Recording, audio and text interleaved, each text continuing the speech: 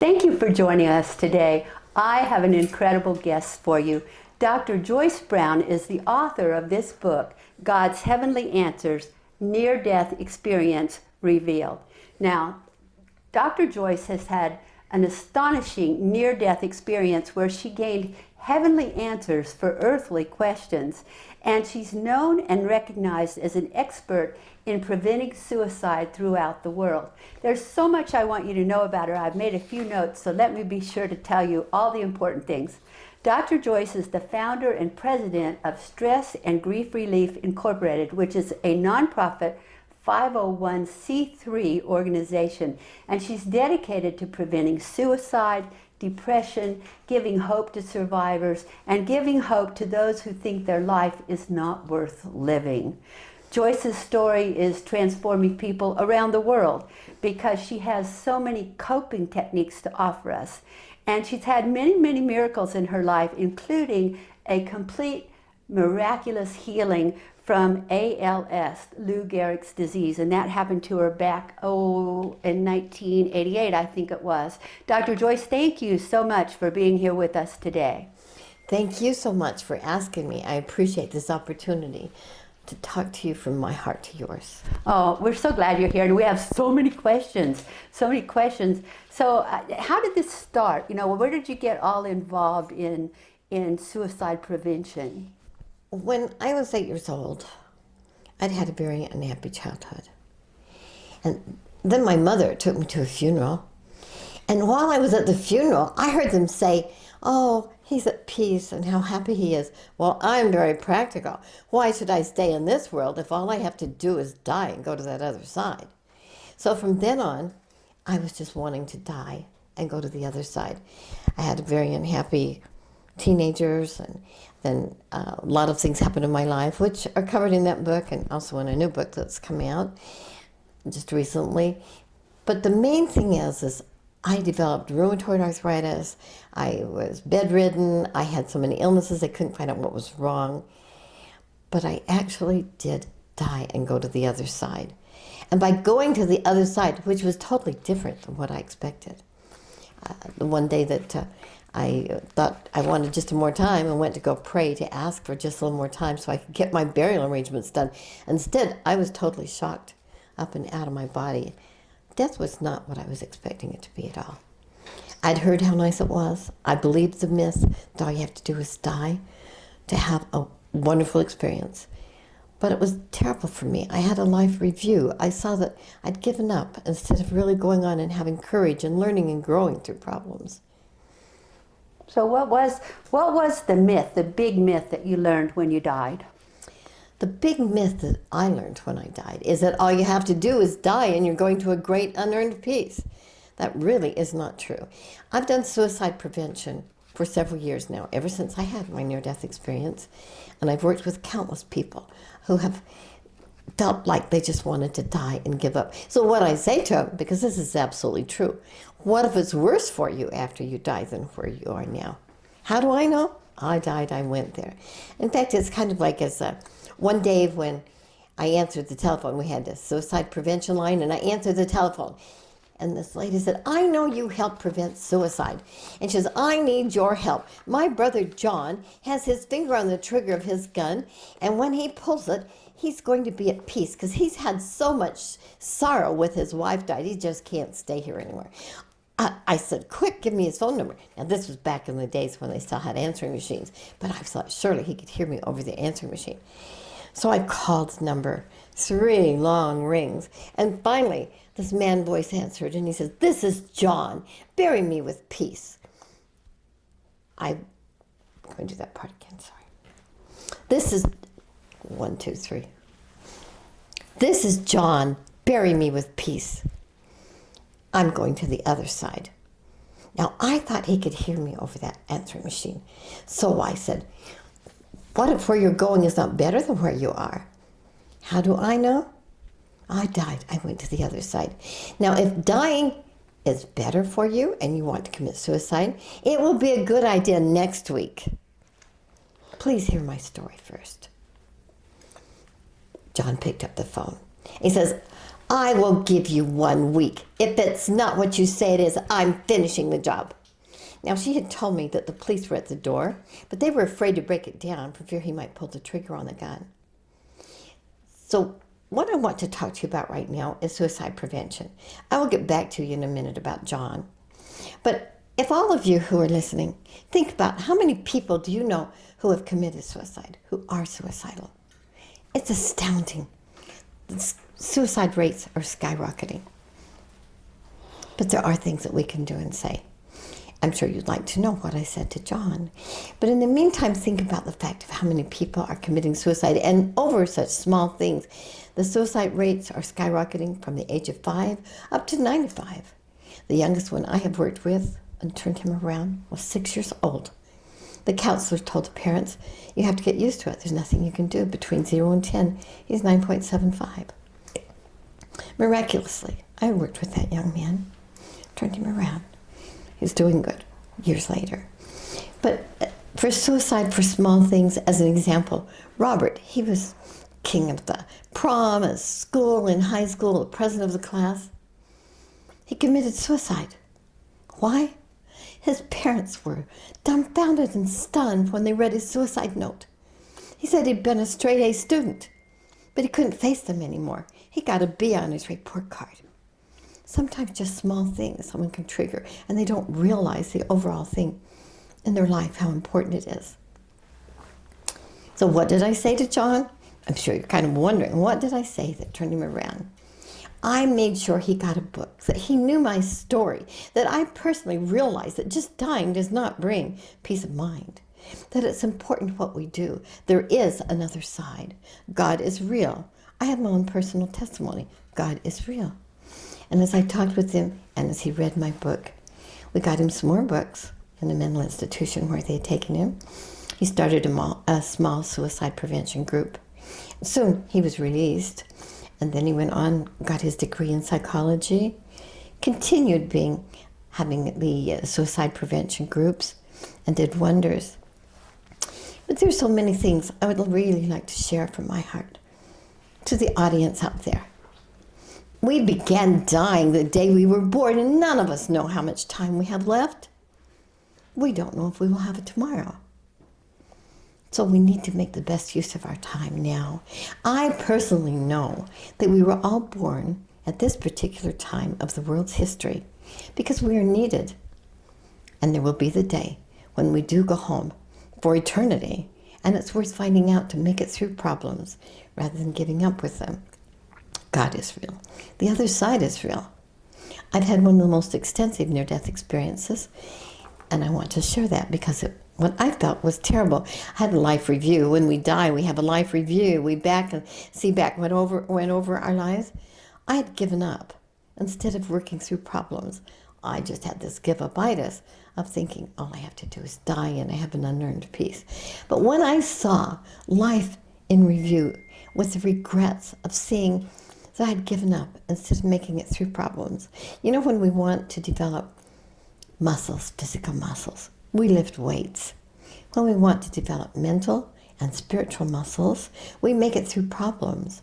So one of the unique coping techniques I do when I talk with people is to tell them to think of their problem, mentally add 5 years or even 100 years.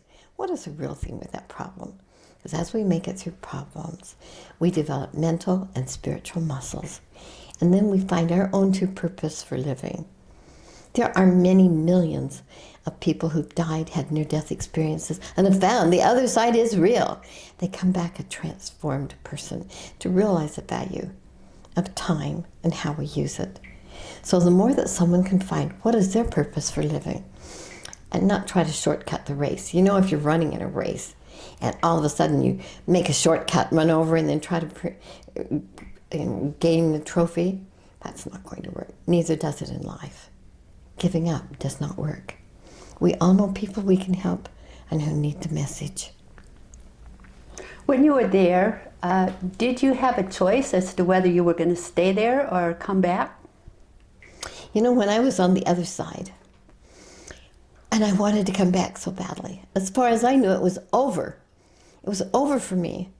I'd been so ill, and I begged and pleaded, please let me have a chance to come back to redo things. And the answer was an absolute feeling of no. But I couldn't help begging and pleading. Please, I promised if I had another chance to live, I would tell everyone who would listen the importance of living and making it through problems. I didn't ask if they necessarily wanted to hear. I said I would tell everyone who would hear the difference and the importance of living and making it through problems. You know, in the Bible, it tells us how important it is to do the things we need to do to be a better person. We are the same person on the other side as we are here. So many people think all of a sudden we just go to this wonderful land. We are the same person. I was shown specific things from the Bible, such as the Sermon on the Mount. In my Father's house are many mansions. I go to prepare a place for you. And I saw when it's someone's time to go, they do go home to a wonderful peace. But on the other hand, we earn a lot of what we are doing and where we're going and what we receive. There's no free lunch here. There's none over there.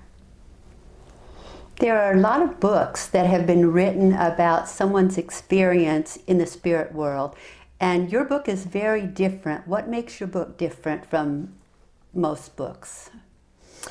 My book is very different because it's so extensive as to what happened, what led up to it, and I actually saw some people who had committed suicide and saw that when they have the funeral and they talk about such peace, that can maybe make someone around them feel like they want to go have that peace. But I also saw on the other side, my heart goes out to the survivors of someone who's committed suicide and anyone who's lost someone. But I do understand that. My father committed suicide. My half-sister committed suicide. I have 4 cousins who committed suicide. I would have had I not know what I know now. But the message, one of the big things when you're on the other side that's so difficult, you want to speak to your loved ones here, and you can't communicate. You want to tell them. And if people would just listen, what is it they're going to tell them? And I had a feeling and a whispering of the Spirit while I was on the other side, of people who had passed on, and they want to get the message to their loved ones in this world. Make the most of your earth time. Life is too short to be grieving, and it doesn't take away from the person if you don't spend a lot of time crying and grieving. Everyone goes through their own stage of grieving at different ways, different times. My sister, who had bipolar, and I had told and talked with her about suicide prevention for years. Then one day in 2003, I had a phone call that she had died. And I knew she had committed suicide. I felt so guilty. I couldn't save my sister with telling her what the other side was like. And so for 2 weeks, I prayed and begged forgiveness of God and for her. Oh, I so wanted to tell her and make her believe. But you know, everyone has to make their own decisions. And one day, after about 2 weeks, as I was kneeling and praying, my eyes were closed, I was just pleading for forgiveness. And all of a sudden, over my left shoulder, I saw my sister. And she was wearing this big white t-shirt. And she came to me and she said, "Joyce, stop. I did this to myself. Get on with life. You're always saying don't waste time. Get on with life." And suddenly, at the same time, I was filled with a peace from the Lord that I knew at some point they'd work it out some way, even though there no unearned peace or whatever, they'll work it out in some way. But I knew I had to get on with my life. And what was interesting about that was that within about 2 weeks, a friend of hers called me who was settling her estate, and she had left me a small gift. And so I asked her, what was it about Shirley and the big white t-shirt? She gasped. She was in another state. She didn't know me, I didn't know her. But after she gasped, she said, "Shirley loved that big white t-shirt. It came almost down to her knees. She was wearing it when she died." So that reinforced the fact that the others do care, and they're trying to get a message to us.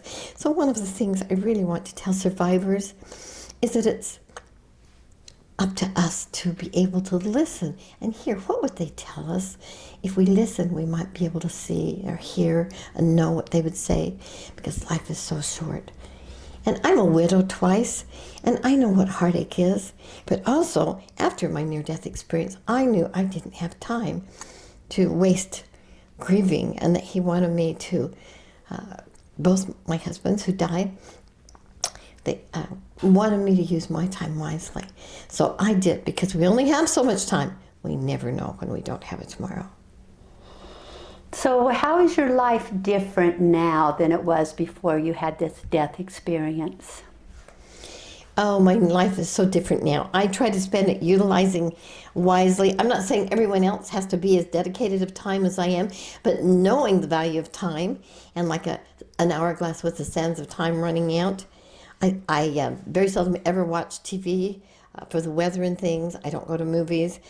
I spend my time writing, answering calls, doing what I can to help others, because I just know I don't want the time to run out on me. There's so many things I want to tell people, what the other side is like, how to be loving and kind. One of the main things, not only that God is real, no matter what they call him, whether they call him Lord, higher power, I have my own witness that Jesus is the Christ, the Son of God, filled with mercy and grace.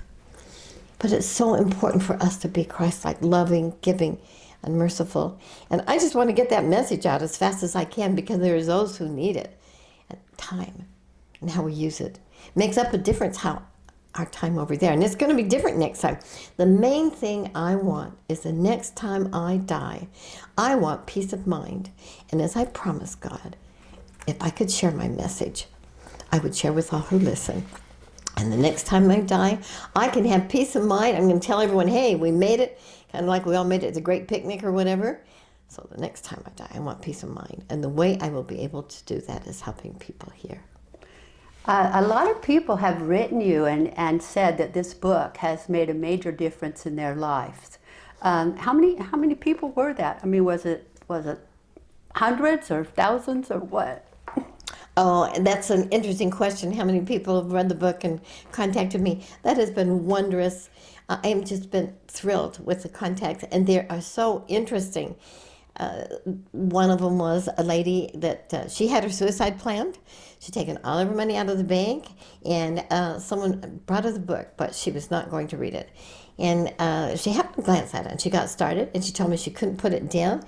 She had her suicide all planned. She'd taken the money out of the bank, and it was very hard for her to reverse it. But after she read the book, she ordered 20 books for other family members. I also had a grandmother tell me that she ordered 10 books for her grandchildren because she thought it contained how to live their lives in such a way that they could look back on it and enjoy life. What if someone is about to commit suicide, and someone in our lives? How can we tell if they're going to do that? How can we tell if they're serious or? You know, I think that's a very good question. How can you tell if someone's feeling suicidal? The answer to that is no one can tell. Now, I might be able to in some ways, but you have to just assume that people around you may, and like having how to have a nice day or whatever, let them know what the other side is like. The other side is real. This is not the real world. It's temporary world. But the main thing to do is to share and make sure that people know what the other side is like and to enjoy life. But I don't know any sure way. One of the things I have noticed is that when they unexpectedly commit suicide and they leave the note, and they'll say, "Don't feel sorry for me, I'm at peace." And if only someone had known and shared my story. That is one of the best ways to be able to do, is to share the story of the importance of the other side, of finding an eternal purpose for living, a driving purpose for living, making it so people want to be here to help themselves and others. That's so important, to have a purpose while we're here, to have something that we are dedicated to and believe in and go after.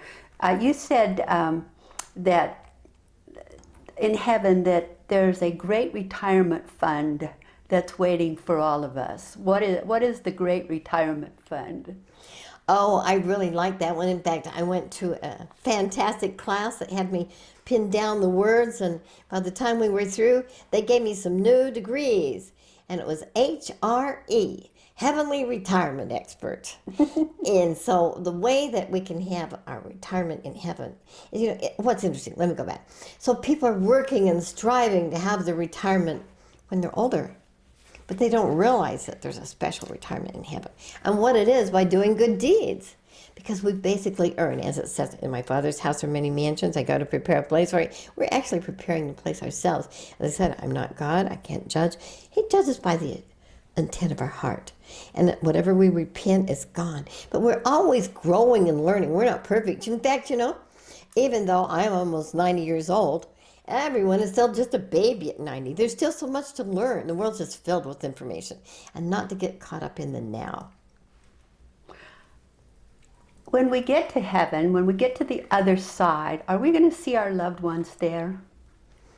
Oh, our loved ones are on the other side. They are mental cheerleaders now, and we will see them and know them. And also, our pets are on the other side. All of us have pets. Well, not all. Some people aren't pet lovers, but many have pets, and they get to love them and really care. And yes, you love me too. We will see our pets. They love us here. They love us over there. And they're all of them precious. Oh, that's nice to get kisses. Well, why is it that life is so important now that people should not commit suicide? What is it about now that is so important? Well, what I believe is so important about now is this is the only time we have. Now, I know there are those who believe in reincarnation. I don't believe in reincarnation. I believe in life eternal. But even they believe what's important is what we do now, because they believe that as they die and become another person, they've earned what they're going to have afterwards.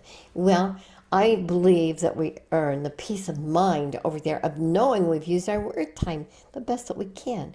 So that is the main thing, is using our time wisely, because that's for eternity. It's in the Bible. It's in the Bible over and over. And as we do unto others, that's basically what we'll do for us. Now, I would like to add about when I said that I used to be so big into justice. I thought all you had to do was find out who was right or wrong, and some great justice took place. But when I was on the other side, I realized, no, it was what did I have was what I had, not what I did not have. And I didn't want justice anymore. I wanted mercy. But what I discovered was, in order to receive mercy over there, as it says in the Bible, as we give, so shall we receive. But if I wanted to receive mercy, I would have had to have given it while I was alive. Earth is a school for us to learn from all of these things that happen.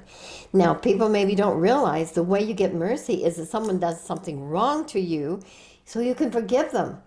Now, that's not an easy thing necessarily to do, and there's other things that maybe to cover, but at this particular time about that, I didn't want justice anymore, let me tell you. But what I did do is, after I came back, I said to everyone who had listened, oh, let someone do something terrible to me so I can forgive them. I don't have to ask that anymore, because 2 years later, an arsonist burned my house down, and there are other things that have happened. But we do learn and grow from problems. Just one thing to add to that, and I think I maybe said this, but people say, why do you have so many problems and so many miracles? And I said, it's just because I'm blessed. And I do know if I want to receive mercy, no matter what happens, I have to give it here and be forgiving. What a good way to look at it, is that when we have these things happen in our lives, that it gives us an opportunity to forgive and to be blessed. Dr. Joyce, you have a new book coming out, Near-Death Survivor Conquers ALS, Depression, Grief, Suicide, and More, a book of hope. Let me hold that up. I've had many miracles, and you can too. This is your new book that's coming out. And it's up on Amazon now. I'm so excited. Great. And it's very different than your first book. Is that right? Yes, it is. Now, the way the two books differ is the first book tells you what the other side is like and how to prevent, or some of the important reasons for wanting to use your time here. The other book tells you basically how to live here, how to make the most out of your life, how to have a purpose, how to enjoy life. The other thing is it tells about my life from the time I was a small child until I had the near-death experience. And no one has really known and put all those parts together, because I only let little bits out before. So this is the first time. So this tells before and after I had my near-death experience. And it does tell about how I had ALS, Lou Gehrig's disease in 1988, and I had a miraculous healing. That is normally a death sentence. But I had a miraculous healing, and with prayers. By the way, I had lost my voice, totally lost my voice. I had it so bad, and I was in a leg brace, a neck brace, and I was given 5 months to live by top doctors, top neurologists. I was looking for a voice board because of not being able to talk. I had the vesticulation so bad and choking on my own saliva, and thought maybe I'd die from choking before the ALS. And I went to support groups, and they said, do whatever you want, you're going to die anyway. But in finding some miracles and some prayers that said I would have a miracle to live, and my voice would be used to help spread God's messages. And even though I'm now almost 90, for the most part, my voice has not aged. So I use the time of sharing. The other thing that is in this new book is looking back from my life now at almost 90 years old. That I've had an exciting life, trying to use every minute. I've met wonderful people like Judy, who is outstanding and shines a bright star for the world. And I've tried to use my life in an exciting way. And I'm very thrilled with the fact they say that people can't keep up with me, and I have to have at least 2 reliefs of people a day, because I've still got a lot of stuff I have left to do. The world needs this message, and I hope to take it out, and hope whoever hears this message will help me share the message in whatever way we can. Well, I believe that your message is very, very important for everyone to hear, and I know that our audience has enjoyed this interview with you as much as I have, and so thank you so much. Thank you for being here today, and please tell everyone how they can get copies of your book and how they can contact you. They can contact me on the internet. It's hopedr.org. That's the website, and then the phone number is 877-36. It spells Dr. Joyce. 877-365-6923. Leave a message. I will be glad to get back with you. I look forward to visiting with you. And on Amazon, I'm hoping we can get the books going and put a review up there. And then what I would like to do with the new launch of the suicide prevention group, I'm hoping that we will get someone, as a tax-deductible donation, I give books away because I send them to the prisons for the troubled youth, and I'm hoping others will get involved with our program to help share the message throughout the world as they read the book and then share it with others.